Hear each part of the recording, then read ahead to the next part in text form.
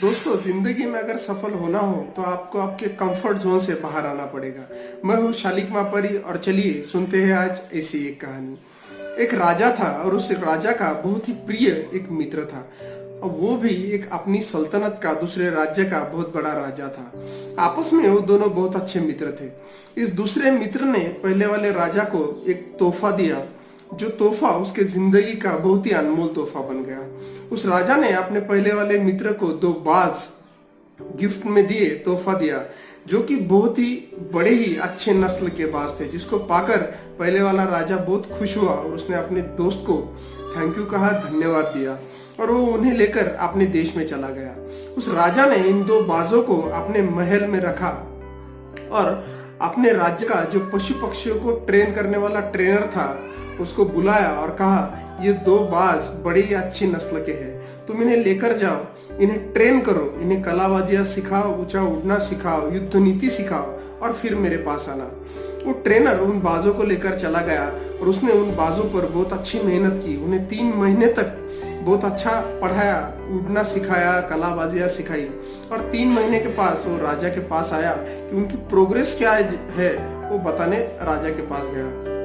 उसने कहा, आपने मुझे जो बाज दिए, हालांकि वो तो बड़े अच्छे नस्ल के हैं, तो मैं उनको जो सिखा रहा हूँ तो उसमें से एक बात जो है अब उड़ना सीख गया है, बहुत ऊंचा उड़ने लगा है, पर मुझे एक परेशानी आ रही है, मैं चाहता हूँ आप उसे सुने और उसका समाधान बताएं। राजा ने कहा, प्रॉब्लम क्या है बताओ। उसने कहा, एक बाज तो बहुत ऊंचा उड़ता है, कलाबाजियां भी करता है, जो मैं सिखाता हूँ वो सीखता भी है, पर दूसरा जो है तो उड़ता ही नहीं है और अपनी बाज पर, अपनी डाल पर जो है तो बैठा हुआ रहता है। राजा को ये बड़ा अजीब लगा। राजा ने कहा, तुम और प्रयास करो और देखो कि वो उड़ना सीखता है या नहीं। उसने कहा, राजा साहब, मैं सारे प्रयास कर चुका हूँ पर वो उड़ता ही नहीं। तो राजा ने कहा, ठीक है, आपने पूरे राज्य में ऐसा व्यक्ति ढूंढो जो पशु पक्षियों को बातें समझ सकता हो, उनकी प्रॉब्लम समझ सके और ये बाज क्यों नहीं उड़ पा रहा है वो हमें बताए, ऐसे व्यक्ति को तुम ढूंढ के लाओ। उस ट्रेनर ने कहा, ठीक है, और वो अपने राज्य में चला गया। ट्रेनर बहुत दूर दूर तक गया, लोगों को बताया और एक बहुत गरीब व्यक्ति था जो कि किसान था। उसने कहा, मैं इस बाज को उड़ा दूंगा। तो वो ट्रेनर जो है उस व्यक्ति को लेकर राजमहल में आया।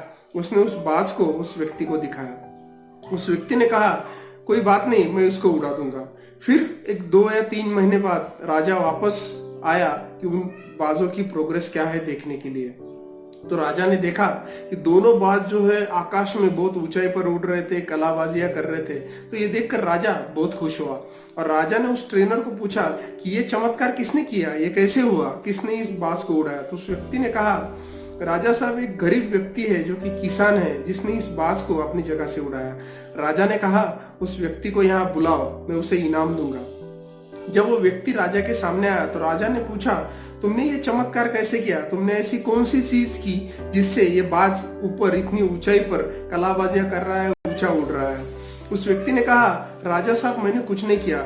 जब मैं यहाँ पर आया था, मैंने इस बाज को देखा तो मैंने देखा वो पेड़ की डाल पर जो है तो बैठा हुआ रहता है। मैंने कुछ भी नहीं किया, सिर्फ उस डाल को ही काट दिया। दोस्तों, कहीं हम भी तो हमारी जिंदगी में ऐसी कंफर्ट जोन के किसी डाल पर तो नहीं बैठे हुए हैं। तो सोचिए, कहीं वो डाल आपकी प्रोग्रेस, आपकी ऊंची उड़ान को तो नहीं रोके हुए है। तो अगर ऐसा कुछ है तो उस डाल को आज ही तोड़ दीजिए, तो ताकि आप भी आपकी जिंदगी के इस सक्सेस के आसमान में तो ऊंचा उड़ पाए।